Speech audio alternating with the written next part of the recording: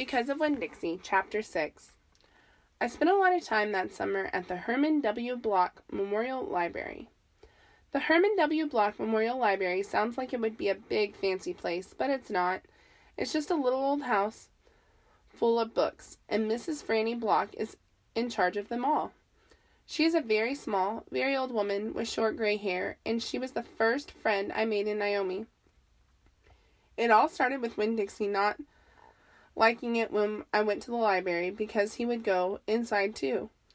But I showed him how he could stand up on his hind legs and look in the window to see me in there, selecting my books. And he was okay as long as he could see me. But the thing was, the first time Miss Franny Block saw Winn-Dixie standing up on his hind legs looking in the window, she didn't think he was a dog. She thought he was a bear.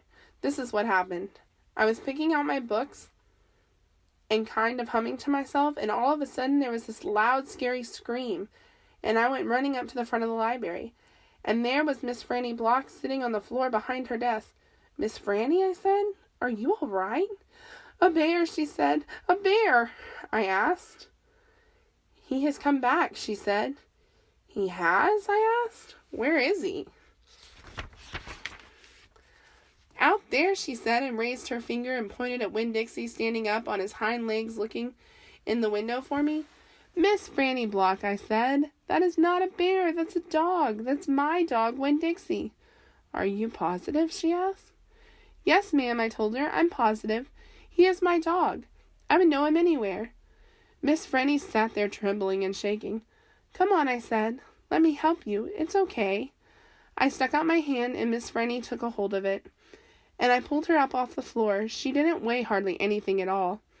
Once she was standing on her feet, she started acting all embarrassed, saying how I must think she was a silly old lady, mistaking a dog for a bear, but that she had had a really bad experience with a bear coming into Herman W. Block Memorial Library a long time ago, and she's never quite gotten over it.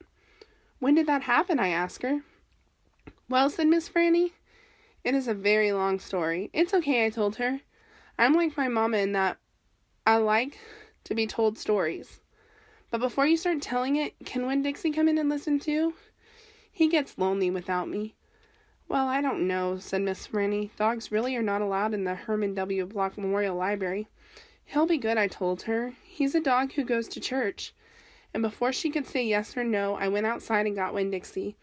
And he came in and laid down with a and a sigh right at Miss Franny's feet. She looked down at him and said, "He almost certainly is a large dog." "Yes, ma'am," I told her. "He has a large heart, too." "Well," Miss Franny said. She bent down over and gave Winn-Dixie a pat on the head, and Winn-Dixie wagged his tail back and forth and snuffled his nose on her little old lady feet. "Let me get a chair and sit down so I can tell you the story properly."